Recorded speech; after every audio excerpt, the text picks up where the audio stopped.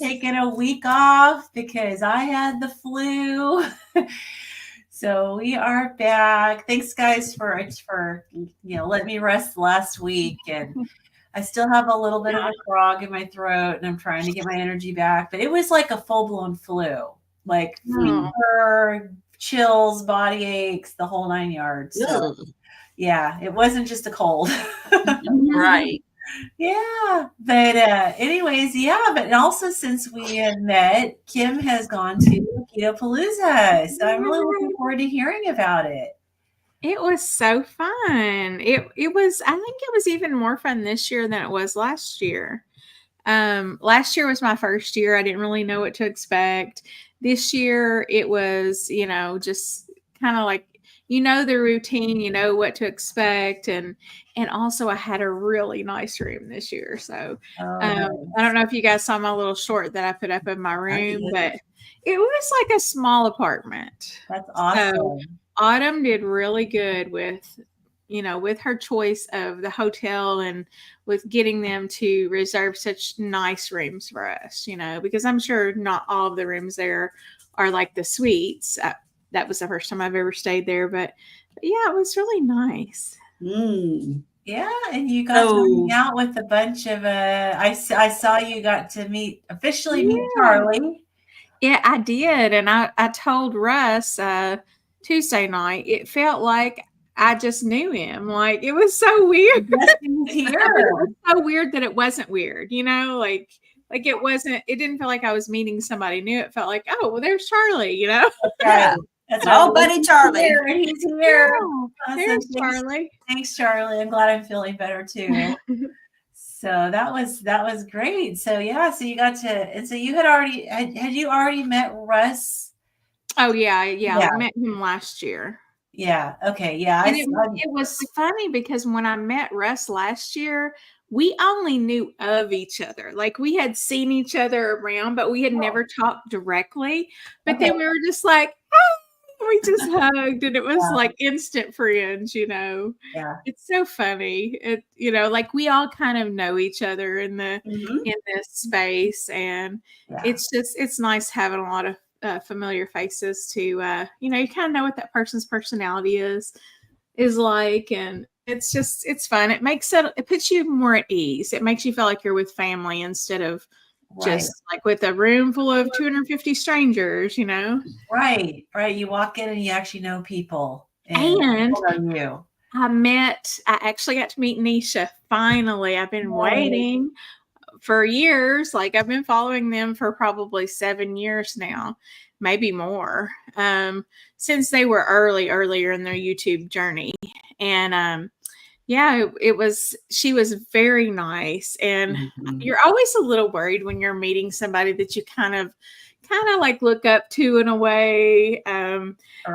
You admire, and you've just followed them for so long, and you just love their personality, and you're thinking, oh gosh, I almost hate to meet them in person because I don't want it to be ruined if they're not like who I made them up to be, But she was exactly the same, just very sweet, just a fellow nurse, and we just chatted it up a little bit, and it was fun. Awesome. I really enjoyed it. Oh, that's great. Well, yes, we will have to make it a point to make sure we all go next year. And we'll get one of those suites together. Oh my gosh, slumber party. Oh yeah, that'll be fun. So yeah, and I mean, honestly, like, the beds are so big that, 2 of us could sleep in a bed. There was only 2 beds in the room, of course. Yeah. But maybe we could get like 2 king size or something. I don't know. That'll be fun. That'll be fun. So awesome. Oh, and it's morning. Good morning to you. Happy tomorrow. Happy tomorrow. That's right. So I have an interesting, I'm not going to go through it all, but I just wanted to because I know, Kim, you had done this. You got you submitted your raw genetic material and got a report. Well, I did that this past week. Oh, you did? Yeah, through Strategene. And I put got my ancestry raw data. And so I got the report back, and it came back with like 35 variations 35 different variants. Wow. Yeah. 16 of them were significant variations, and then 19 were moderately significant. And through what company did you say you went through to submit it? Strategene. Hmm. It gave me a 124 page report, but it gave me the summary at the very beginning, and it doesn't, it's the company is through the person who has the Dirty Genes book. Well, at least it says Yeah. book. I'm so bad. There's so many books that I want to read that I just, yeah. I'm going to get the book because apparently the book helps you with understanding the report, even though the report's super thorough. Yeah. But it's interesting. And it's not that like anything is bad or good. It's just like in variations, it's things that are not normal. Yeah. And And deal with your cellular processes. And like we know, being nurses, and Carrie knows because Carrie's Carrie, like we know, just because you have a gene for something doesn't mean that gene is flipped on. It doesn't mean that it's being expressed. It doesn't necessarily mean like your environmental things can affect that. And so, I actually do have the gene for Ehlers-Danlos syndrome. Ehlers-Danlos. I'm horrible at the pronunciation. Ehlers-Danlos. Okay, there you go. I do have the gene for that. That did show up on my report.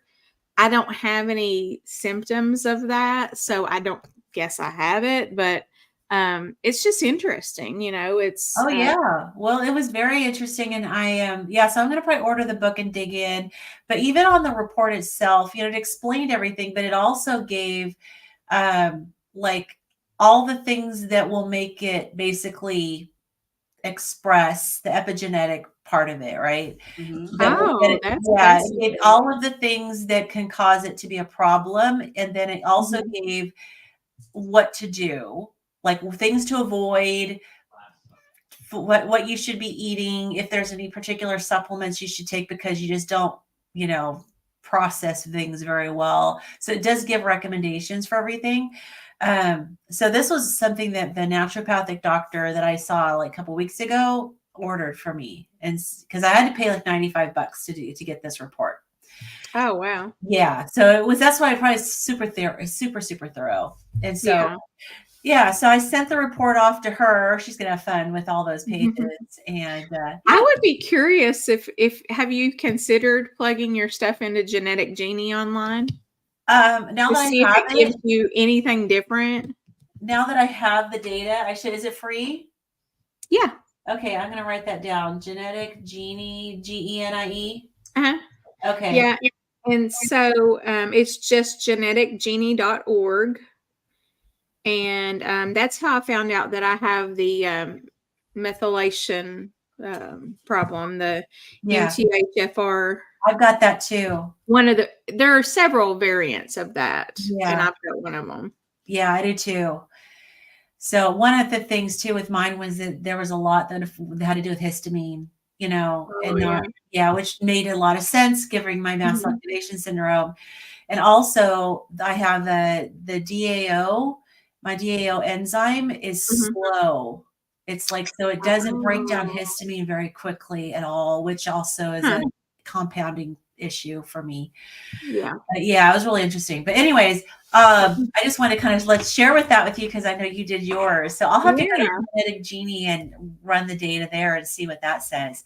But okay, so anyone who's brand new, who has never joined us before, we are going through this book here. It's a textbook. It's called Ketogenic, the Science of Therapeutic Carbohydrate. We make it dance every week. Yes, the Science of Therapeutic Carbohydrate Restriction in Human Health.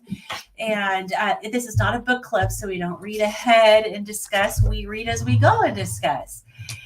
And okay, so and I'm gonna do my best to not cough. So maybe I'll start. Well, let me just say, Lynn, if if you get to a point where you feel like your throat's bothering you, me and Carrie can just take turns. It's not a big deal. Yeah, and I'll just kind of hang out, but I want to give it a try because I really I'm excited to dig back in. Yeah. So I'll start. So we left off, according to what I have here, we left off at section 2.2.2.3.1, keto adaptation side effects. And there's like quite a few little small sections here. So maybe I'll just kind of read a little bit and see where I want to stop. Okay, so the first is called ketogenic adaptation side effects. So during the first few days of the diet change, there may be mild symptoms of fatigue or headache, popularly known as keto flu, which can be prevented or minimized by adequate fluid and sodium intake. If there is no history of hypertension or heart failure, we recommend consuming 2 to 3 liters or 64 to 100 ounces of water, plus 1 or 2 bouillon cubes or the sodium equivalent per day for the first week to reduce the likelihood of these symptoms. That's nice that it gave actual dosages, amounts. Yeah, that is. I always make recommendations on that. Like I tell people drink 2 cups of a high sodium chicken broth a day. But yeah, that's awesome. Yeah. So constipation and muscle cramps are the most common side effects of TCR adaptation during the first few weeks to months. Many people have fewer bowel movements and confuse this with constipation, which is hard stools or hard to pass stools. So they differentiate between fewer bowel movements versus constipation. I think it's good to differentiate because I know that as long as we've been carnivore, we probably know our poop like crazy, right? But it shouldn't be hard. We know our poop. Yes. I have to say something about poop that I've been thinking about, y'all. Okay. So in all my years, I've never really thought much about this, but I have noticed in the last several years, we'll say that if you have a good, healthy poop, which we could go into how that looks and everything, it doesn't leave much on the toilet paper. Let's just say that. Not. Correct. Because you can tell if you've messed up and ate something you're not supposed to eat, the very next day you'll be like, what is going am I going to be in here for 5 minutes? Right. Sorry, guys. I had to do it. Yes, the ideal BM has a nice clean break. Yes. And it's not smeared halfway up your backside. That's right. Exactly. But so many people end up with the opposite when they go on the carnivore diet because you're not fat adapted, and then they end up with diarrhea, which is miserable. That didn't happen to me, but it happened to me, and I would say I prefer that over the concrete poops, is what I call it. Yeah. When you have a poop that it's like you feel like you're getting paste off yourself. Right, exactly. You need to have like in labor. It's in stages. You need to have a bidet. If you've ever had kids that you've changed their diapers, every mom knows, what has this kid been eating? You can tell a good healthy poop from a concrete mixer paste poop. Get yourself some wet wipes. We're back. We're back with a poopy thing. That's right. Oh my goodness, that's funny. Okay, so the next section is called prevention or treatment of keto adaptation side effects in clinical practice. So constipation is usually resolved by increasing fluid intake and reinforcing the consumptions of greens and vegetables. And if you're carnivore, it's increasing your fat. So DocuSate twice a day. So they're recommending supplementing with actual medication, over-the-counter medication, which I wouldn't do. But so DocuSate twice a day, 1 teaspoon of milk of magnesia at bedtime for 1 week. I guess if people are totally miserable, they could try that, huh?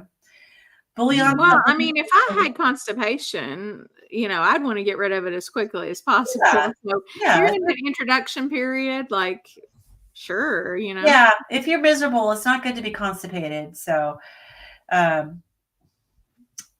so bouillon supplementation or sugar-free fiber supplement are some remedies for constipation. Patients may occasionally experience diarrhea, which may be caused by metformin or excessive use of sugar substitutes, particularly sugar alcohols. So muscle cramps typically resolve with supplementation of 1 teaspoon of milk of magnesia at bedtime for 1 week, or 20 milliequivalent per day of slow-release magnesium chloride daily. That was 200. You said 20. Oh, sorry, 200. Yeah, sorry, 200. Hypokalemia, which is low potassium, can occur if someone is taking a potassium-wasting diuretic, but the baseline assessment should detect this. If these side effects are not improved by sodium and magnesium repletion, then checking the potassium concentration is recommended. So then prescribing medication. Remember, this is a textbook for doctors. So this is written for doctors. So healthy lifestyle. I didn't need, just to clarify, I have been on and off keto multiple times over the years, and I have never needed any of that. So yeah, I haven't either. And I haven't either. Yeah. So healthy lifestyles, including TCR, which is the calorie restricted diet, can be effective as multiple prescription medications. As a result, combining TCR with prescription medication can result in medication overdose. Common medications that may result in overdose if not adjusted include diabetes and hypertension medications, which may require a rapid reduction within days to weeks to avoid hypoglycemia and hypotension. So refer to chapter 3.3, which we're not in yet, adapting medication for type 2 diabetes in the context of therapeutic carbohydrate restriction, for guidelines on prescribing diabetes medication. All right, you guys can pick up from here. I'll rest my voice. Okay, I'll go. Go ahead, Carrie. 2.2.2.3.2.1 Antihypertensives. Blood pressure monitoring at home or at the clinic is important because a drop in blood pressure is common after starting a diet. It is critical to inquire about symptoms of orthostatic hypotension, dizziness, or lightheadedness upon standing, as well as new or worsening fatigue at follow-up visits. If home or clinic blood pressures are consistently less than 10, okay, so when do y'all say that? 110. 110 millimeters of mercury. Okay, thank you. Okay, less than 110 millimeters of mercury systolic, or if symptoms of orthostatic hypotension occur, antihypertensives should be tapered or discontinued. If the patient does not become hypotensive, a low dose of renal protective blood pressure medication can be continued until the microalbuminuria is resolved. Yeah. Microalbuminuria. That's albumin in the urine. Okay. And then the next section is other. And albumin is like protein. Yeah. So that's like when they. And so when they check your albumin, then they're checking glycation on protein. It's a protein. Yeah. So is that kind of implying that initially you might have higher levels or lower levels of albumin? It's saying that, let's see, if the patient does not become hypotensive, a low dose of renal protective blood and pressure medication can be continued until so it's saying that if you're passing a little bit of protein in your urine, then you can use a low dose of renal protective blood pressure medication as long as you don't become hypotensive. Yeah. So it's just like it's basically like their criteria for prescribing medications, which I did not need any additional medications. I didn't have any that I was getting off of that was super sensitive to the diet. Mm-hmm. So if you are on, in other words, if you're on antihypertensives, blood pressure medications of any kind, if you're on any medication for diabetes that's going to drop your blood sugar, does not do that.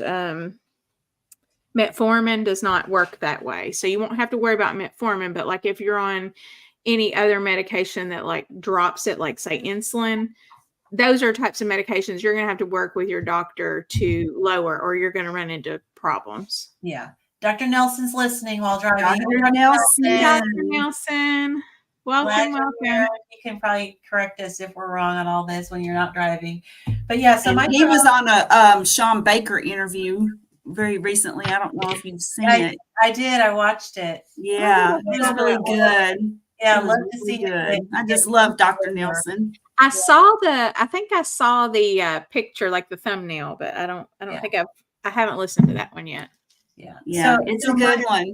So microalbuminuria is just higher levels of, I wanted to make sure I knew exactly for sure. So it's higher levels of albumin in your urine, which can be an early sign of kidney disease, but I'm going to guess that it's probably also something that will self-correct when you're changing your diet over into a low carbohydrate diet. So that's why it said to make sure that if you do have this, you need to be on a renal protective blood pressure medication to make sure you're not putting extra pressure on your kidneys. Yeah.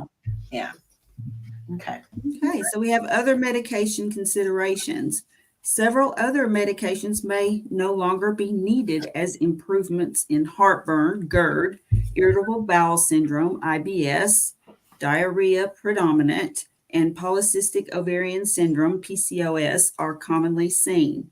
When treating PCOS, non-hormonal contraception should be used to avoid an unwanted pregnancy. And Dr. Berry talks about the keto babies and the carnivore babies, and how people who even think they can't have kids, or maybe even think they're too old to have kids, they think they may have already started the change, and all of a sudden the body is like, "Ooh, I'm alive. I'm getting what I need." Oh yeah, didn't Dr. Berry say that he had a patient who was mad? Yeah, he was like in her early 50s or something, and she got pregnant.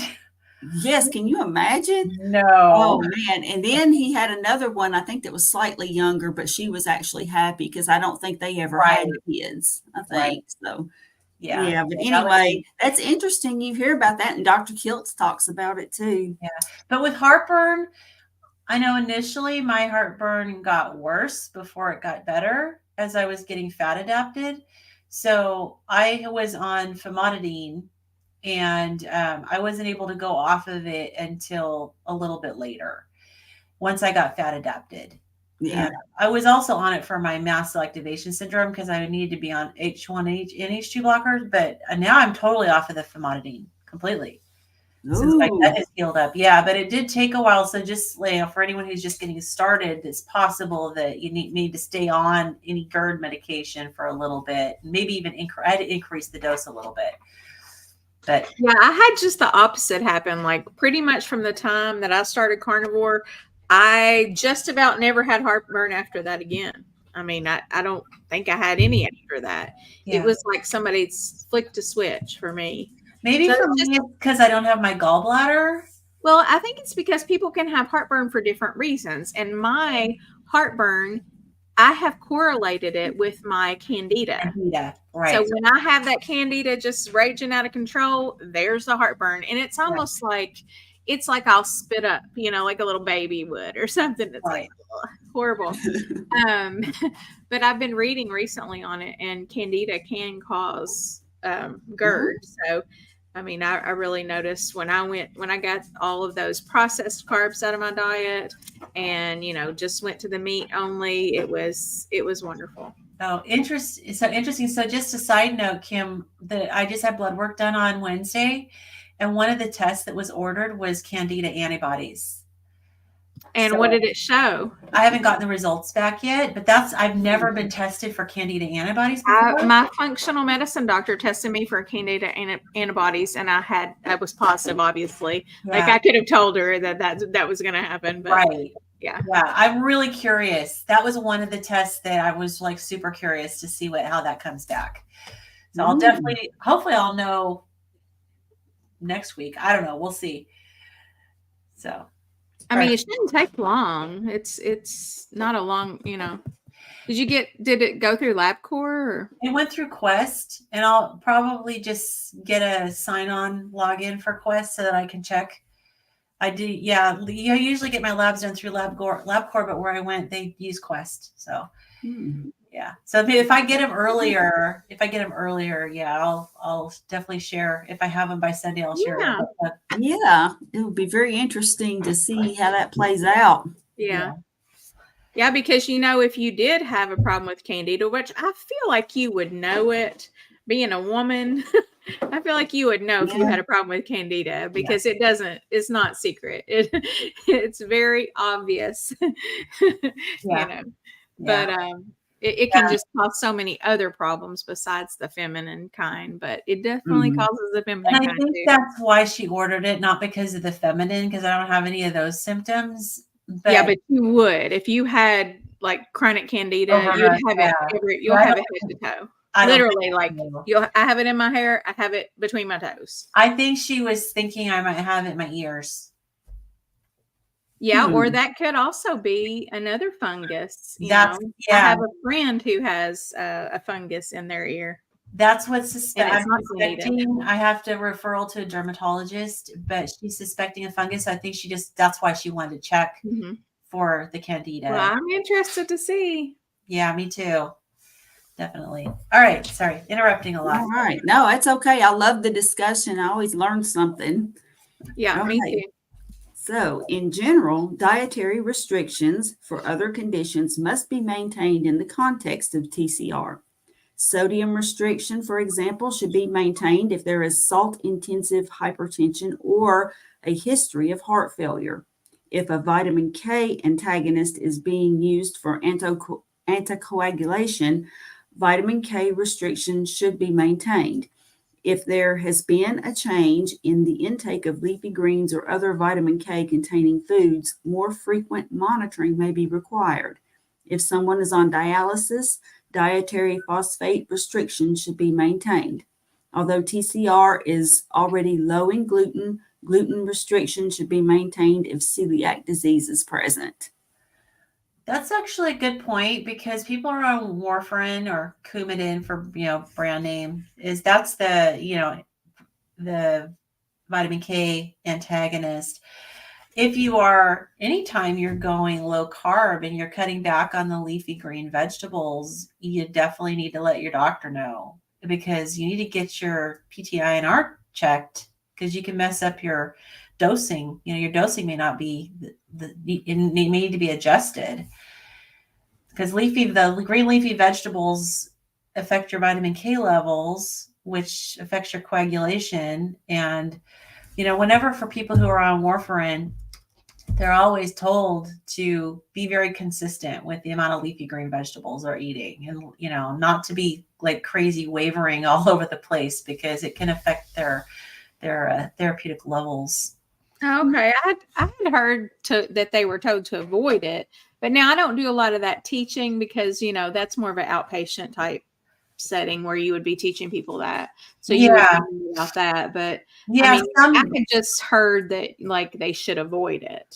Yeah. So that was some early on in my nursing career, that was kind of the thing, like, okay, teach them to avoid the leafy vegetables. But as time went on and I got more into the outpatient education and all of that, it was like expressed, they just need to be consistent. Yeah, because I guess you would increase their dose if they were somebody, let's say they were a vegetarian and they ate a lot of green leafy vegetables, maybe their baseline dose for them might be a little higher than what mine would be or yours.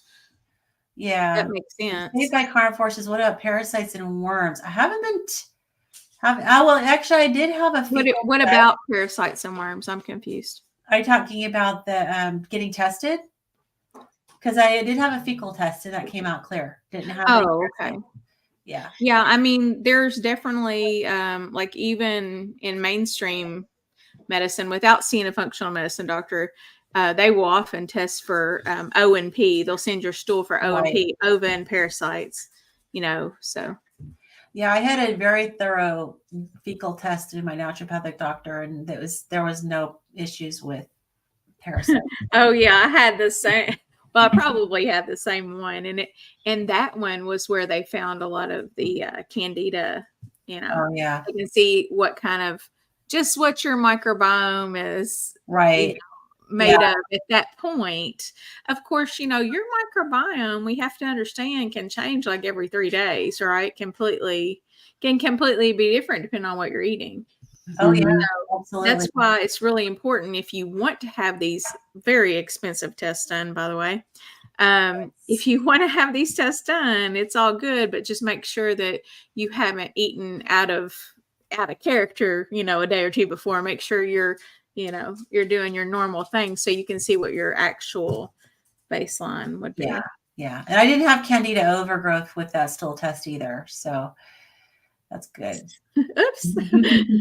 I keep muting myself because my dogs and my children and my husband came home and the dogs were all freaking out. Yeah. But anyways, I was glad that they brought up the warfarin, because I forget that there's, we think about diabetic medication and we think about blood pressure medication as being the two main ones, but yeah, warfarin is definitely a big one. If you go from eating all these veggies to not eating the veggies, you can't just make an abrupt change. And that's why with people, it's like, depending on what medication you're on, if you're on that medication, you have to talk to your doctor and you have to tell them you change your diet. Because so many people say, well, I don't want to tell my doctor because they're going to criticize me. You need to, because they need to monitor. Yeah. And, I've been guilty of saying that because I'm just like, it's none of their business, That's true to a certain extent, but if you're on a lot of medications or specific medications, right, it can be relevant. And I think it's a matter of knowing your rights as the patient, right? Yeah, and being a bad patient myself as a nurse, we're all bad patients pretty much.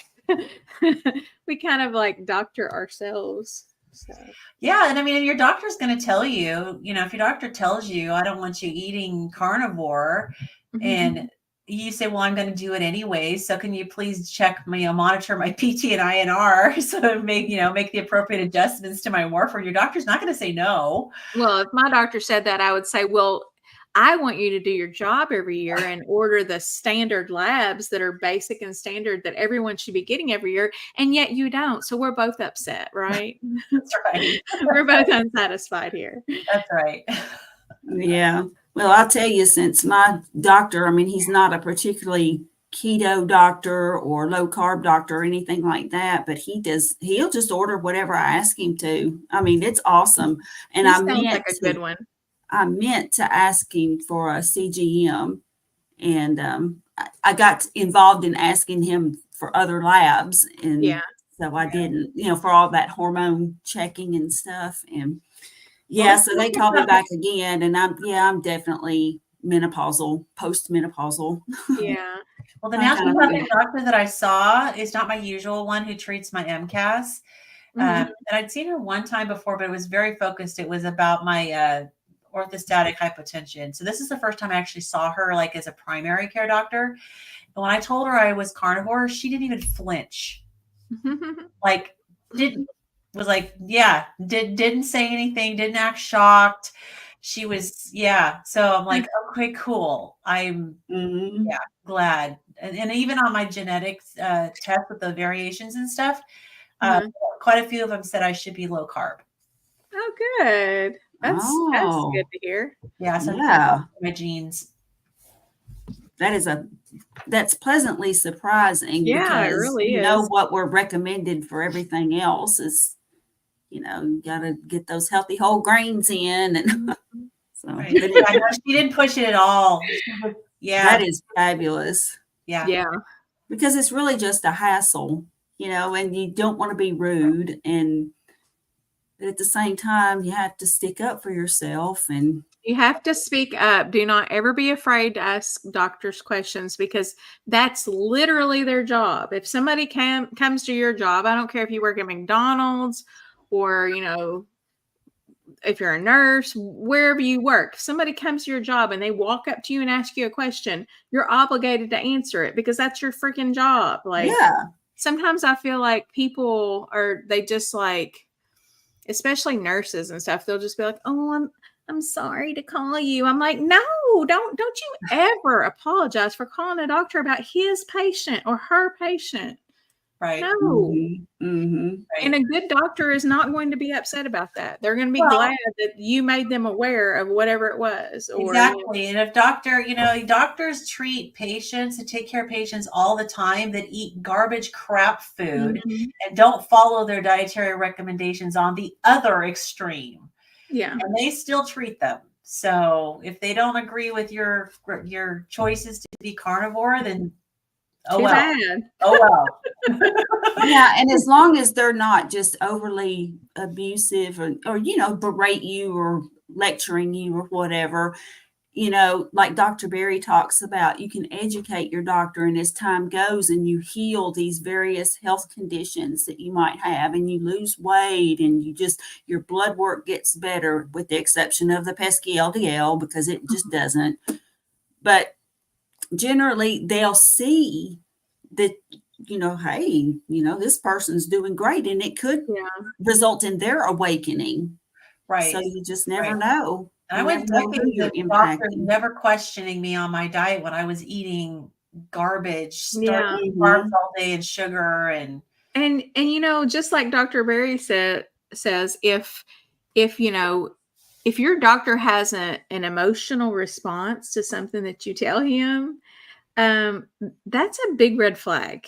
Like, I agree. He has some other agenda or mindset going on in relation to that thing.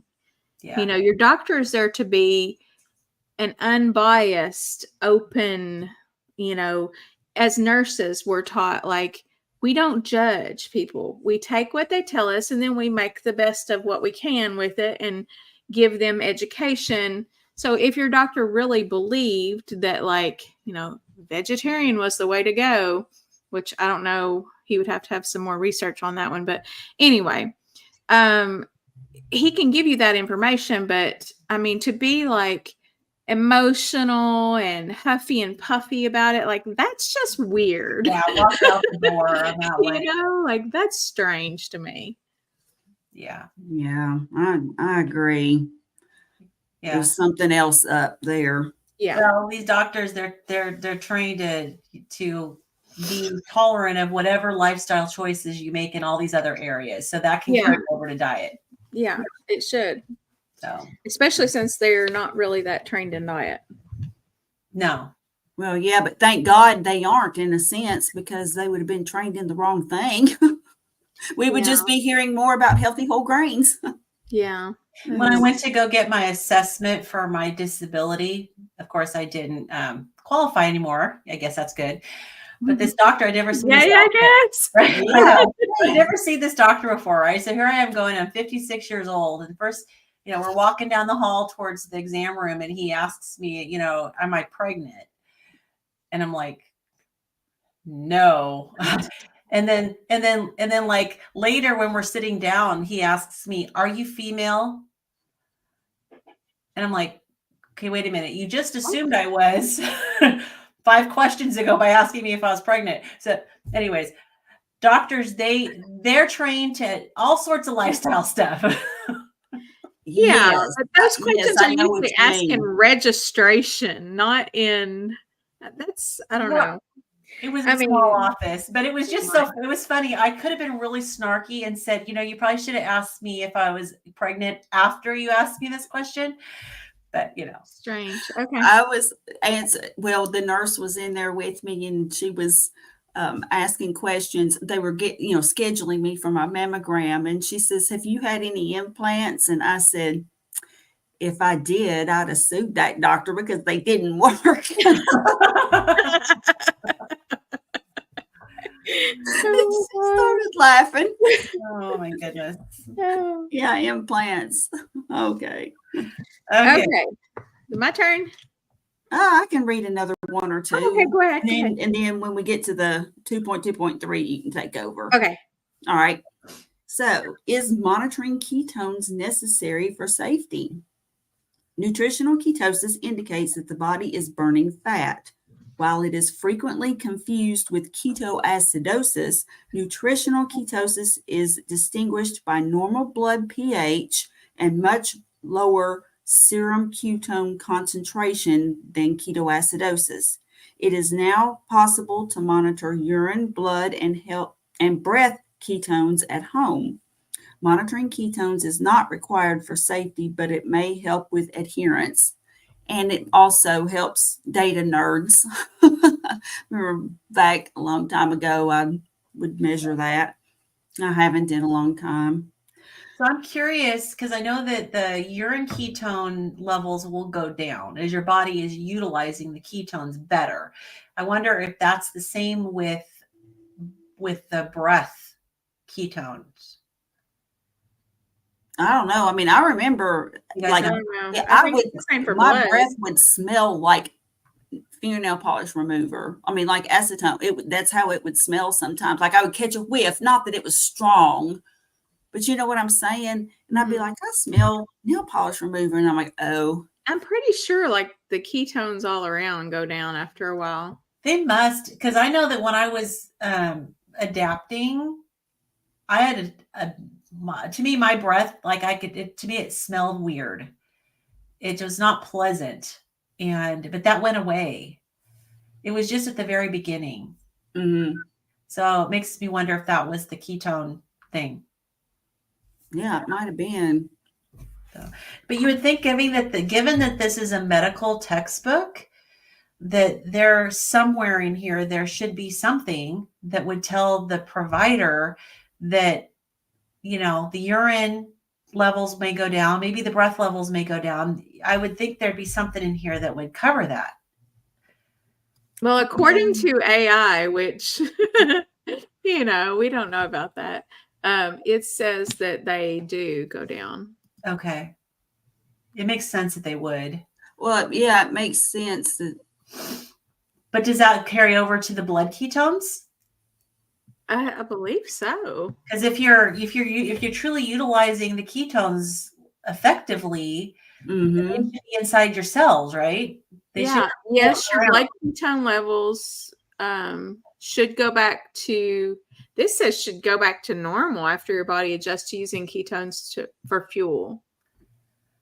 But that's AI. I don't know where it's getting its information. Ask it for the source. We'd be here all day, Lynn. Did I tell you about the argument I got into for about an hour with AI at work the other day? There's a video out there. I kept challenging it on the information it I just love gave doing me. that. And then it would correct itself and be like, well, while you can be correct about this, blah, blah, blah, blah. And then I'd take that and I would challenge that. And then it would say, well, and I'm like, so what you told me. So in other words, what you told me in the beginning was not accurate at all. That's right. And my friends are like, what are you doing? I'm arguing with AI. But I would be curious if it was quoting this book, like if it's somewhere else in the book that we're going to come across. There's a video out there of Dr. Berry having a similar conversation with AI. And it was hilarious. And he finally got it to admit that he was right. And I cannot remember. It was something to do with maybe red meat causing cancer, or it was just something. But anyway. Yeah, that's cool. Yeah.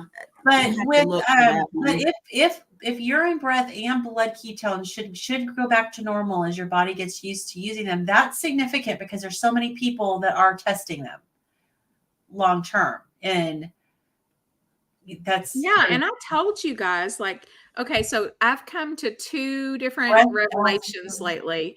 One is that yes, it does go down, and three things.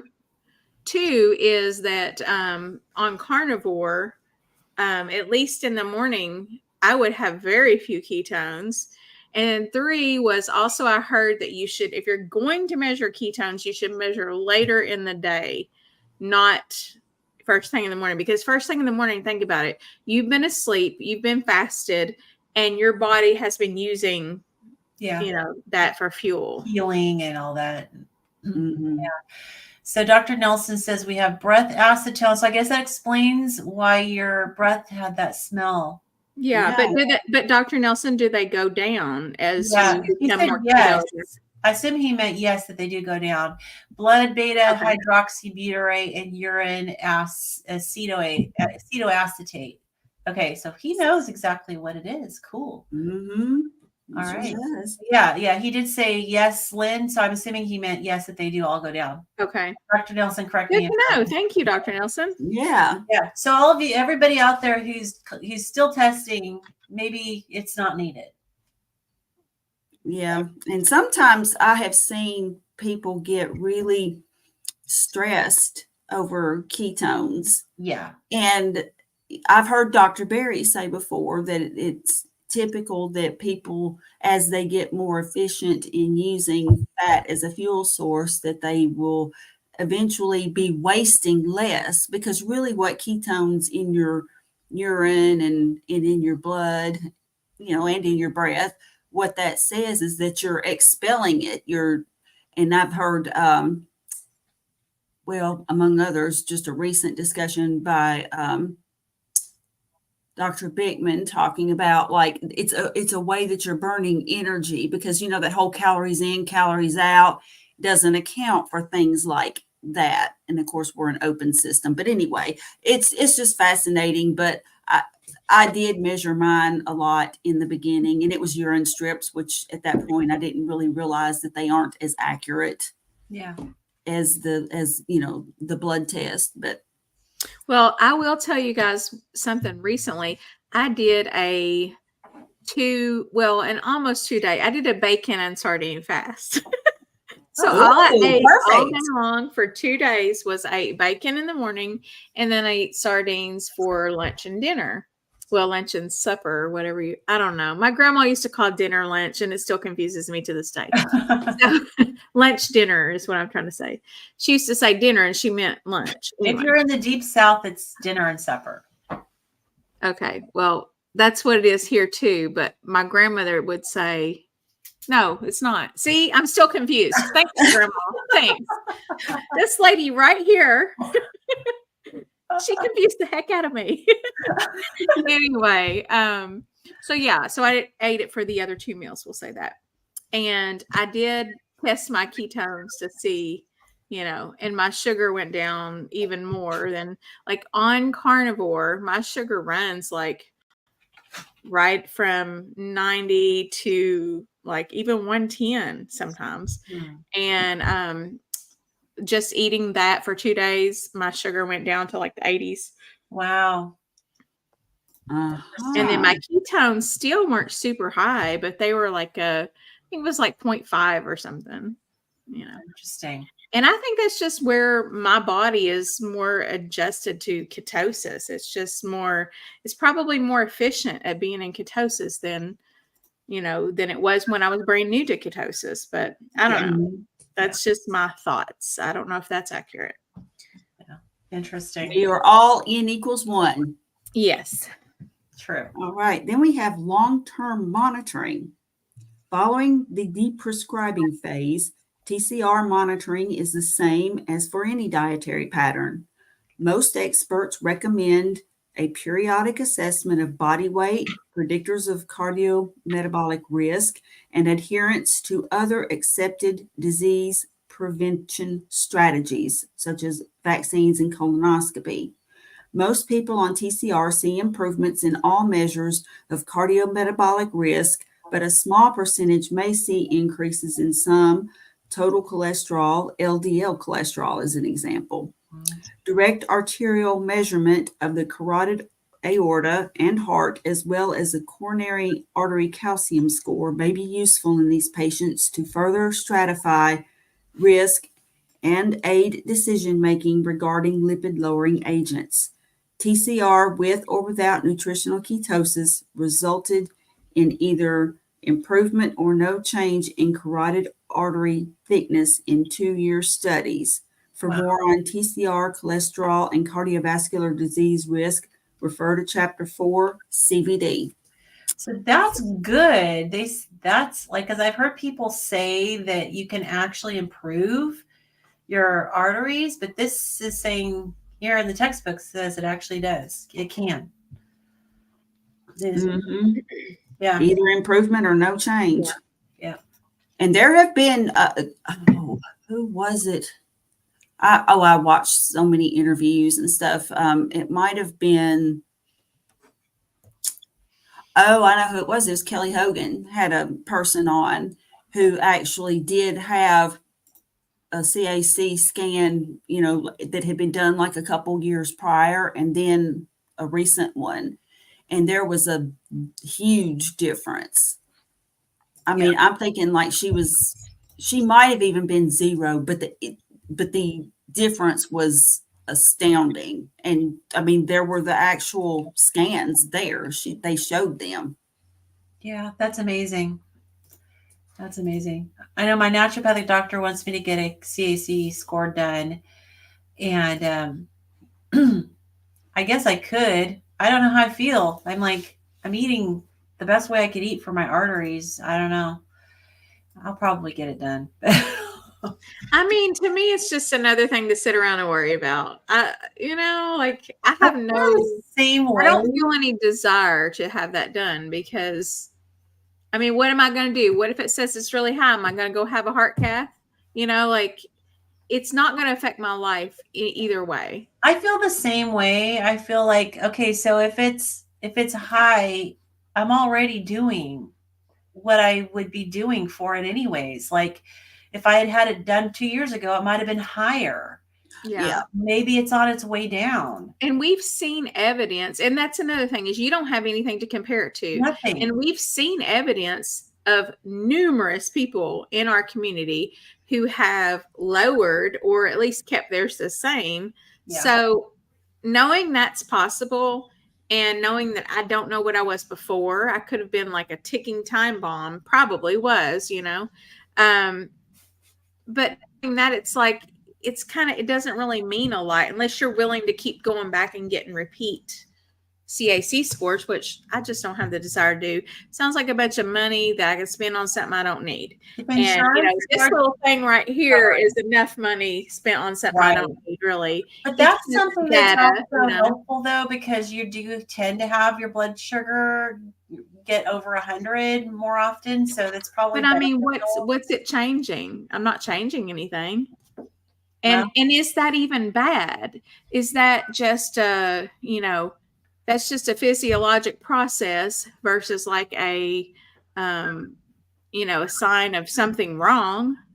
That's just how your body works on all meat, Yeah, and also I've heard Dr. Berry talk about too, though, that he doesn't care so much about that fasting glucose level. If you are truly like, strict keto or carnivore, if you like have your A1C checked and then your fructosamine as well. I do need to have that done. And then, and you factor those in.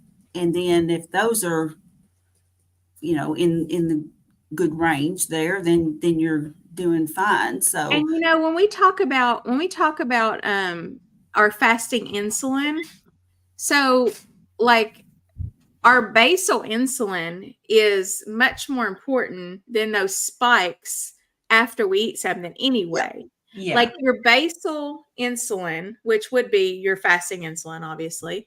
I think we worry so much about spiking our insulin, but I don't think we have to worry about that as much as we need to worry about like what our baseline, just basal insulin throughout the day when we're not eating. That's the dangerous thing, is that it's staying up too high. It's never, I don't know, just thoughts.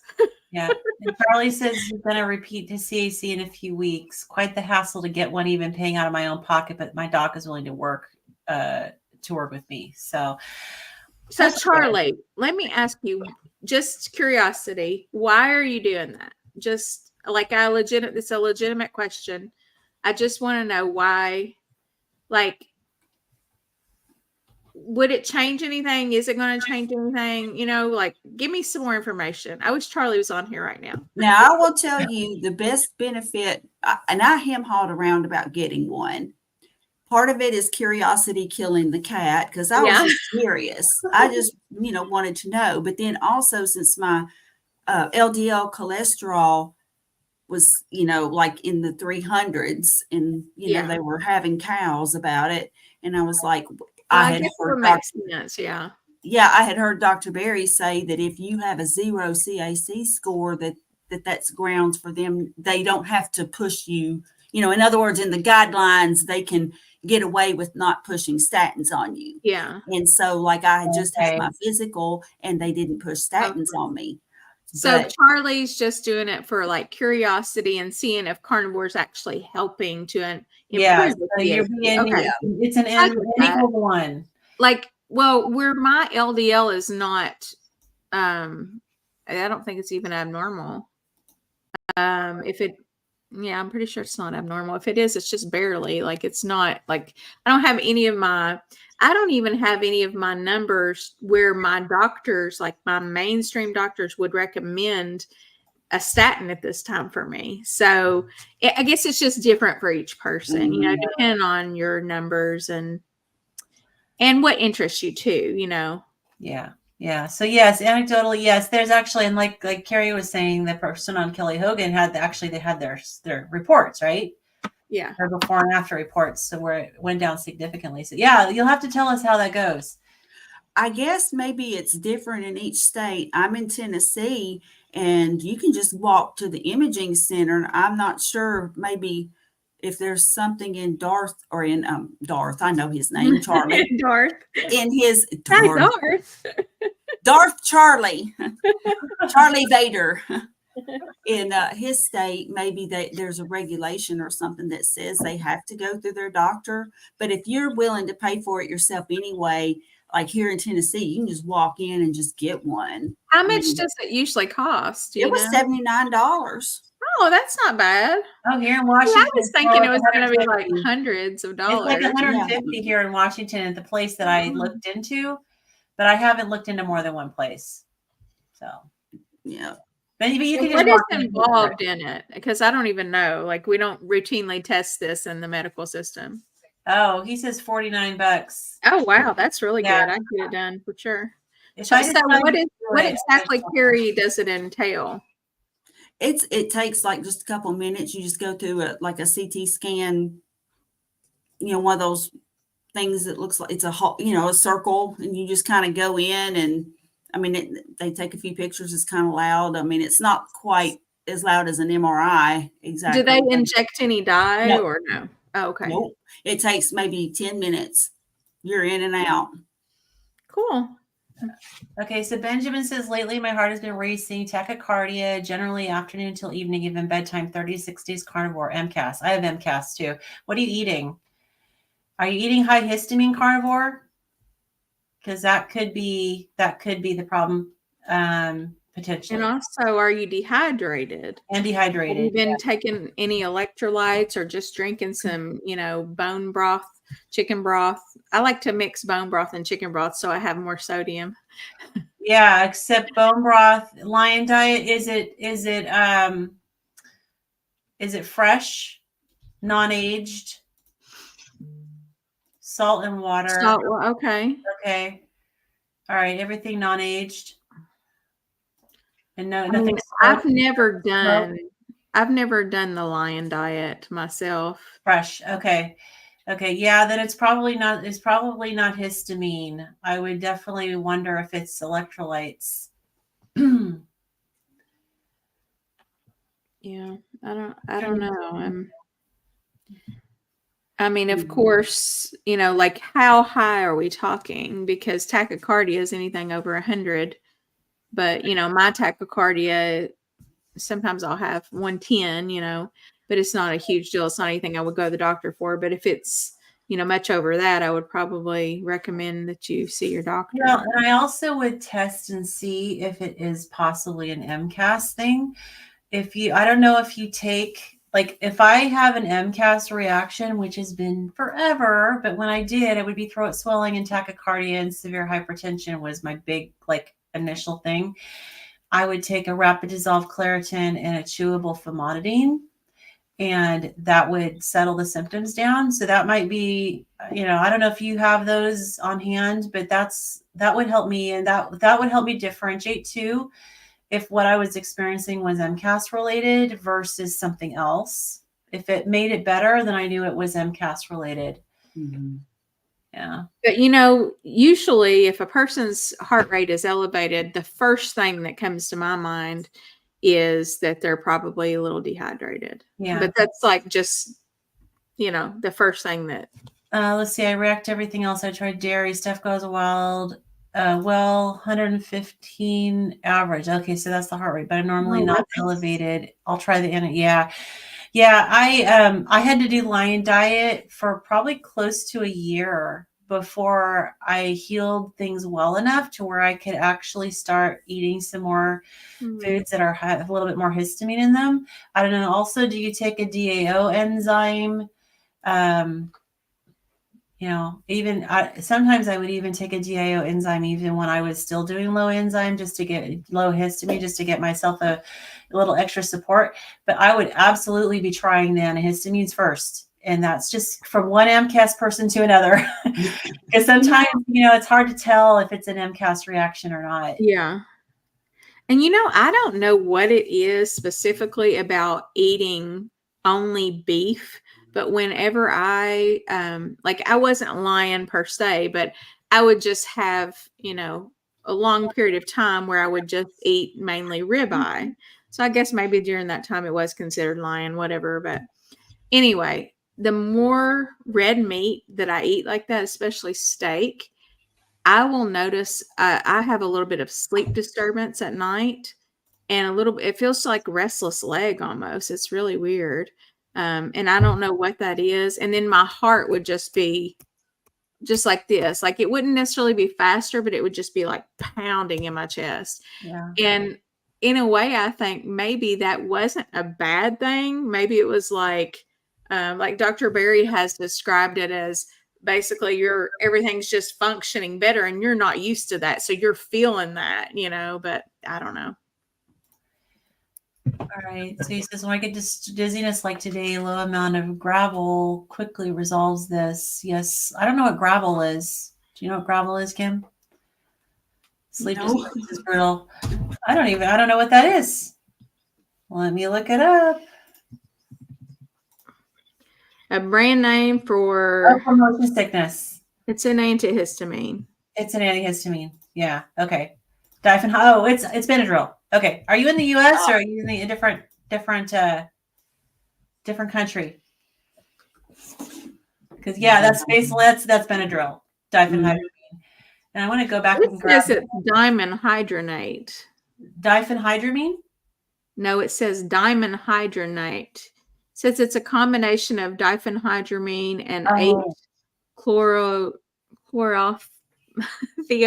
I can't even say it. Okay, it's a combo.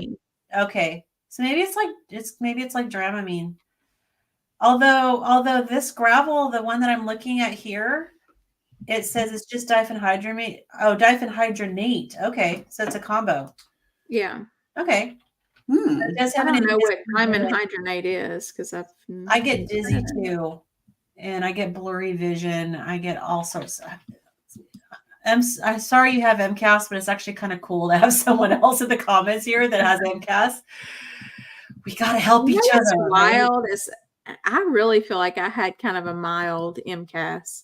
Well, if you have the gene for Ehlers-Danlos, they are so like there's this part of the unholy triad is MCAS, Ehlers-Danlos, and POTS. So very likely you may have some MCAS tendencies. Dimenhydrinate is used to treat nausea and vomiting and and dizziness caused by motion sickness. All right. So I hate MCAS. I have almost died. Yeah, I totally get it. I hate it too. I've been waiting to find you, love. I'll let my husband know. Let's see. Oh, live. That's a typo. It's okay. I'll take it. I was thinking he had this British thing going on. Like, I thought it was sweet. I heard an accent in there. Yeah, me too. Made me laugh. Seeing the allergist in November to check things. Yeah, my allergist was pretty useless. Mine was completely useless. But I have a naturopathic doctor, and I wanted to grab this comment too. I didn't before I lose. Or Marnie said, "This is back to the CAC score. My doctor guaranteed me my CAC would be high because LDL was high. I had the scan; it was 0. Yes! Yay! Welcome to the Zero Club. This is a good way Now to I'm be gonna have to get zero. mine since it's so cheap, and since I want to be part of the club. Yeah. Sorry. Oh, Adam's trying to call me. He doesn't know I'm on a live. I'll have to call him back. So, all right. Okay. Let's see. Okay. CT is a CT scan for coronary. The best explanation right there, very short and sweet and not bumbly like mine.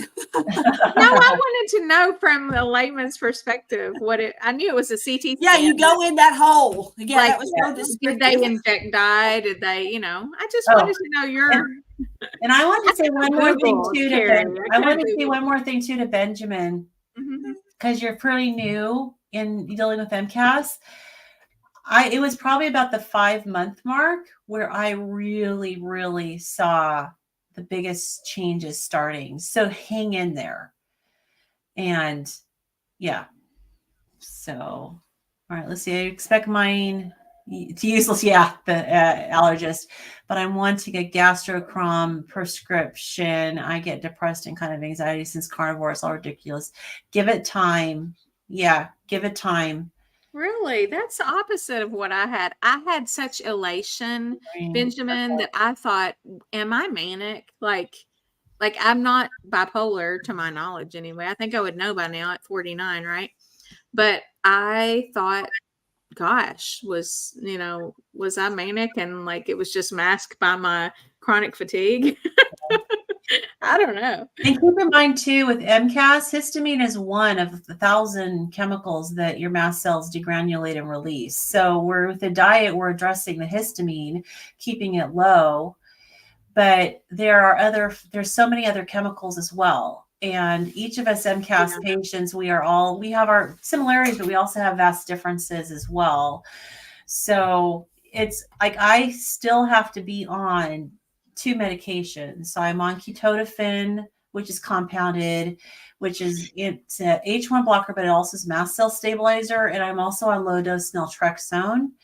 And I don't know if I'm ever going to be able to go off of those because, I can only do so much with the diet, but I can definitely say that the diet has made, I feel 95% better. And so that's huge. Yeah, Now, it really is. That might be a tip for Benjamin is on Dave Mack's channel. I saw a gentleman not long ago, and I watched so many of those interviews that unfortunately I do not remember his name, but you would be able to find him on Dave Mack's channel. I think it's Zero Carb? Zero Carb Life. Zero Carb Life. Yeah. I keep wanting to say my Zero Carb Life, and that's not him. So anyway, but the gentleman that he interviewed had to do what is called medical ketosis. In other words, so it's very strict, and basically he eats like meat and very, very high levels of fat, like more than most carnivores eat. And the gentleman was really interesting, and it's helped him a lot. It helped him with mental issues and with just like a lot of other things. So you might try to see if you can find this person's interview on there. I wish I had more to give you in terms of like at least a name, but the fellow was very complimentary of this way of eating, and he started a Facebook, and he called it something. So he's got there's like even a new term for this way of eating because it's so high fat. But he says if he goes below that level of fat, that his benefits are not as good. And I just Yeah. So he says that he was doing good. So. Yeah. You're never good with MCAS, but but COVID blew it up. The ICU stay. Oh man, it's been insane. Yeah. It was an infection that put me over the edge too and put me into early retirement and on disability. Using Gupta program and natural medicine kind of because I am an integrative medicine practitioner. Oh, awesome. Awesome. So Oh. you know what to do. Oh. Doing my doctorate PhD, but I may have to go pharma. Okay.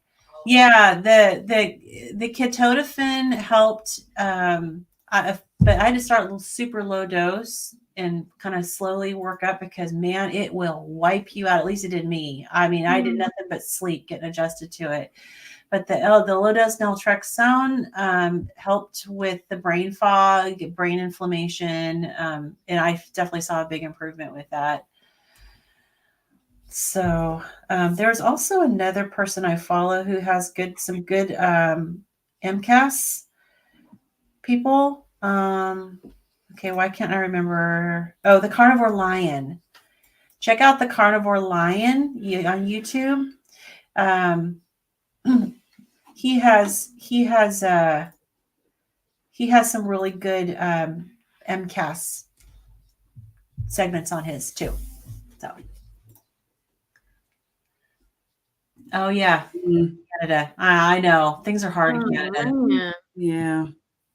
You know, we think it's hard here in the United States, but at least we can just we can really go and see any doctor we want to as long as we can fork over the money to do it, right? Which province, province are you in, Benjamin? Oh,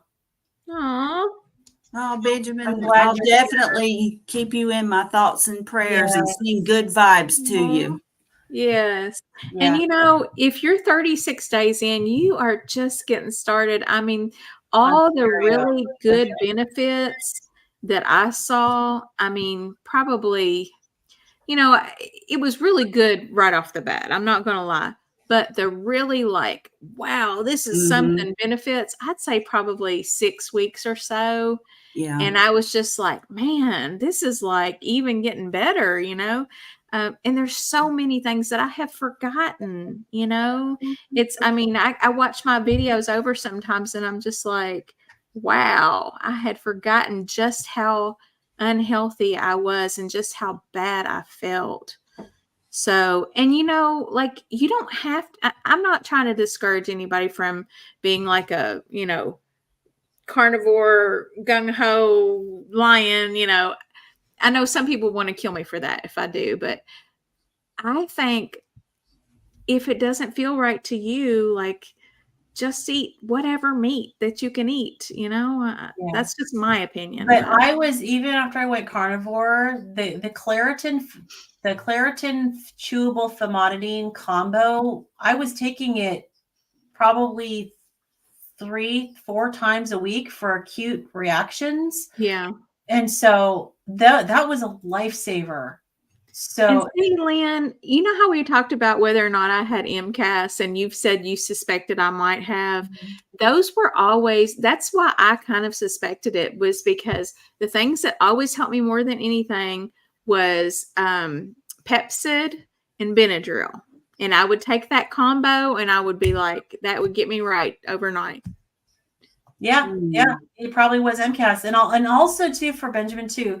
So I don't know if you are ever gone the Mast Cell Society website, but you may. But they have, if you haven't, they have emergency protocols and they have pre-procedure protocols.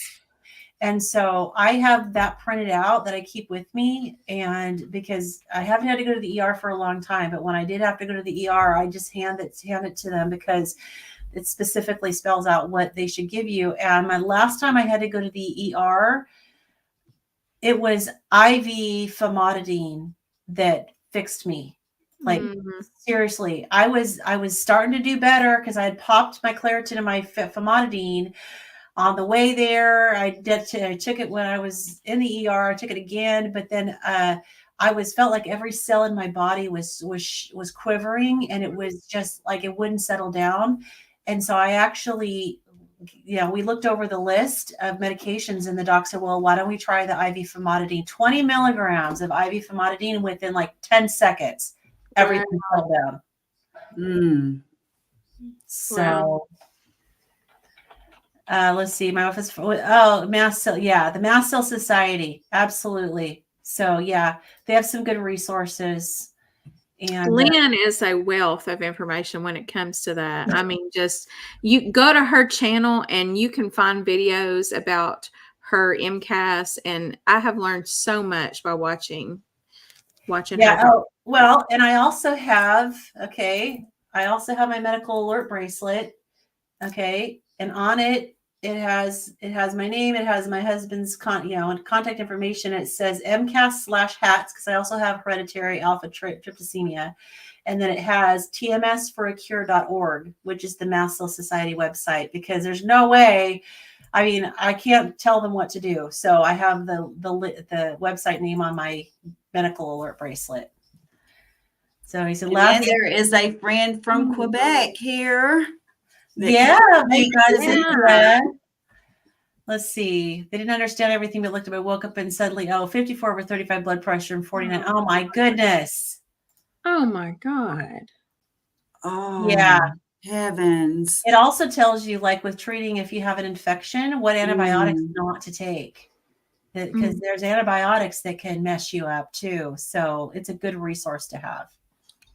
Well, Benjamin, I wish you the best of luck, and please come back and give us some updates on how you're doing, because you're early on your journey. Yeah. So and we'll give you all the love and encouragement. And if we don't know the answers, we'll find out. Yeah. But of course, Lynn knows a lot. I can share what worked for me. And I mean, you don't have to give up on, let's say that you are doing lion and you just can't do it anymore. You don't have to give up on carnivore, like you don't have to give up on the proper human diet. It's still the right diet, even if a particular branch of it doesn't work for you. I'm not saying it doesn't. I'm just saying, for whatever reason, I don't want you to throw the baby out with the bathwater because you did lion and it didn't work, or you did lion and you thought it wasn't working, so you quit. Does that make sense, ladies? Help me out here. Yes, it does. And just, sometimes making changes, I don't recall if he said what method of eating he was doing, like what his diet was before. So, if you jump into carnivore, it can be really, really rough. It can, and maybe most of us did keto for years. Like, I believe, did you guys both do keto for years? There could be oxalate dumping too. Yeah. But yeah, I was keto for like 8 years before I worked my way down to carnivore. I was keto for a couple of years, but there was a big gap where I ate garbage. Yeah, me too. Same. So, yeah. It was like keto, trash food, back to keto. And that's what I mean, like throwing the baby out with the bathwater. Like, I would just be like gung-ho keto, and I would just be feeling great and losing tons of weight. And then I would fall off the wagon and I would just totally throw it all away. And, the proper human diet is still the proper human diet, And it's a spectrum. It's a spectrum for a reason. So, yeah. Yeah. So, Benjamin, sometimes knowing too much, we put his comment up about the brain disturbed.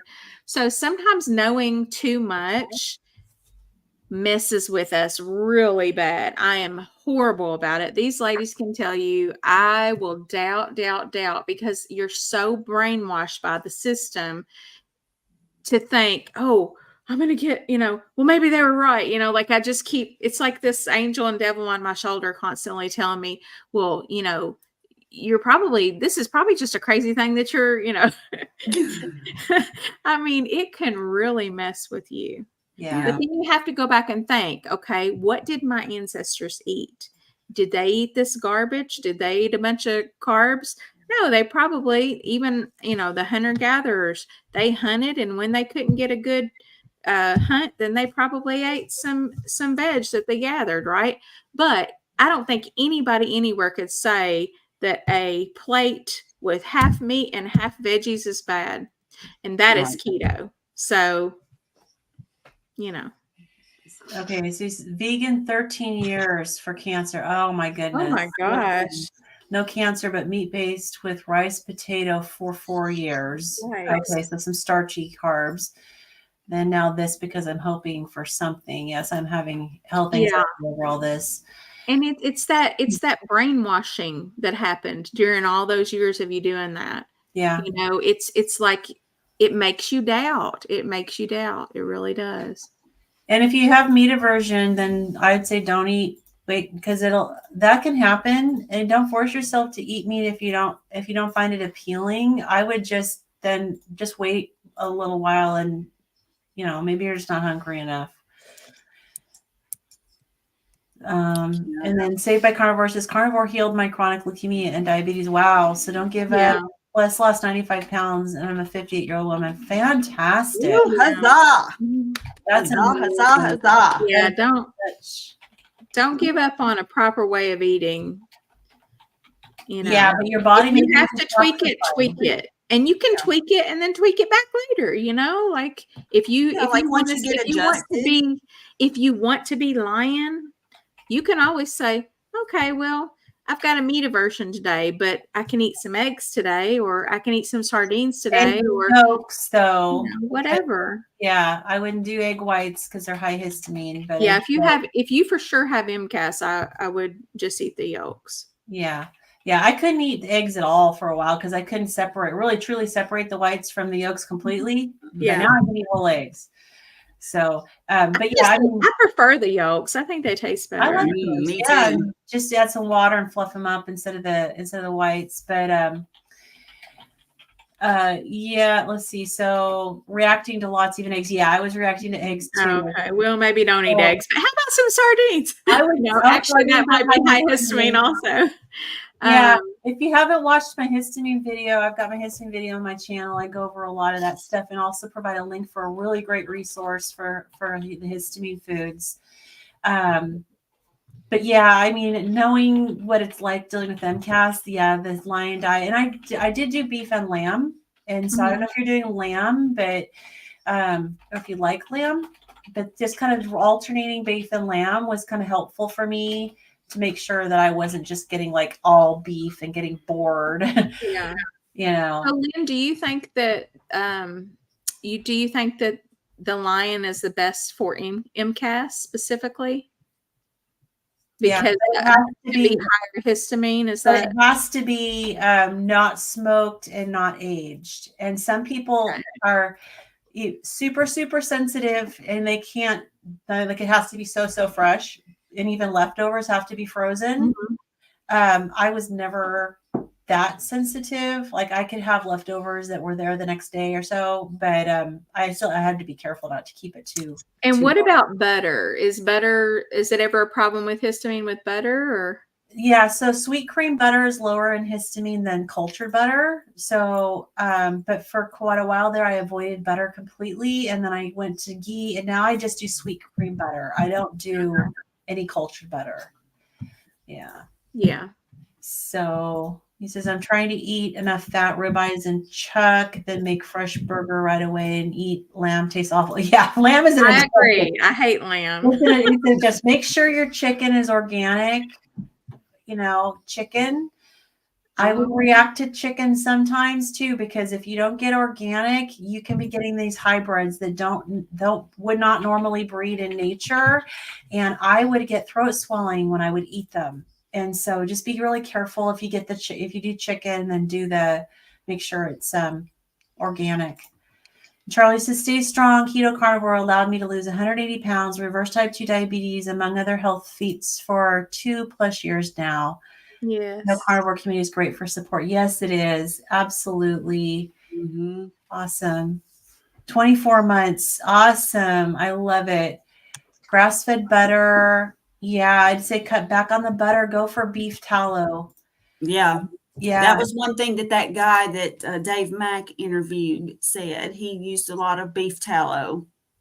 Yeah. Like his diet was so high in fat, like he did eat some protein, but it was like, I'm serious. It was like maybe 95% fat. It was wild. Yeah. And if you but he felt like, he said he knew when he went lower than that it, he was doing it as a therapeutic. Yeah.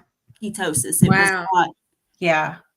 Yeah, and if you do end up taking anything like supplements, really watch and make sure it's not gelatin capsules because gelatin's high histamine too. So Charlie says, don't let the rendered tallow or drippings go to waste. Put it back on the meat. Yes, definitely. All right. All right, y'all want me to read my part real quick so we can wrap this up? Sure, go for it. Where did we leave off? Did you finish your part, Carrie? Yeah, we did long-term monitoring. So 2.2.3. Okay. Okay, cautions, contraindications, and troubleshooting when prescribing therapeutic carbohydrate restriction. So this is more for doctors, but we'll go ahead and read it. Introduction. TCR has demonstrated many beneficial health effects in research and clinical settings. However, there are several cautions, a few relative contraindications, and various strategies for troubleshooting in these situations that practitioners should know when prescribing these eating plans. Some of the adverse health effects can occur acutely, while others are more long-term issues. Likewise, some of the potential adverse effects can be serious, where others are mild. Most importantly, TCR can effectively lower blood glucose and blood pressure in people with diabetes and hypertension who are taking certain medications for these health problems.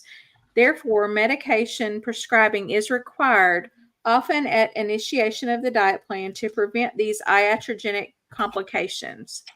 It's de-prescribing.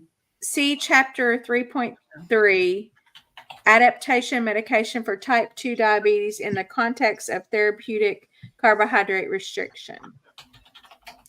2.2.3.2, Contraindications. Carbohydrates are not essential nutrients, but may be conditionally essential. They provide energy, but are not required for a healthy person to consume unless they have a rare metabolic abnormality. At the same time, some rare conditions that were previously thought to be contraindications may turn out not to be contraindications.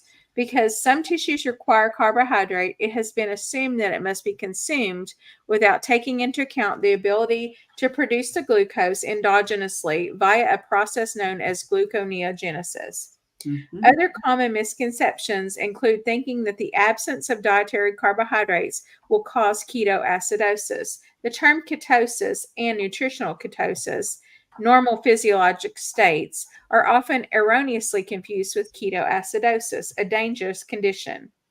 The only absolute contraindications are porphyria and inborn errors of metabolism. Relative contraindications include coexisting conditions such as pregnancy or kidney or liver disease, which may require additional dietary changes or even interdict certain regimens. In these instances of potentially relative contraindications, the frequency of monitoring may be increased to assess the effects of the diet until further research has been done. All right. Yeah, so did that just say what I thought it said? That last part about the pregnancy and stuff? Yeah. It sounded like they tiptoed around saying that more carbohydrates may be needed during pregnancy, but we do know people that have had, perfectly healthy pregnancies without a lot of carbs. So yeah, you really should be low carb. And I'll never forget the video I watched of that midwife showing the placenta of a vegetarian mother and a carnivore mother. I did not see that. I haven't seen that. My, I'll have to send it. Yeah. It is unbelievable, the difference. I mean, it's like looking at a smoker's lung versus a non-smoker's lung as far as the contrast.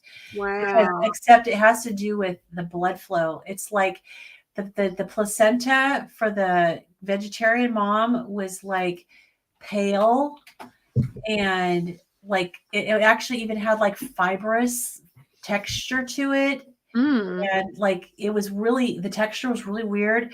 And then the placenta of the carnivore mom was like rich with full of blood, and just the tissue was healthy and unbelievable. It's like shocking. Wow. Yeah. Mm.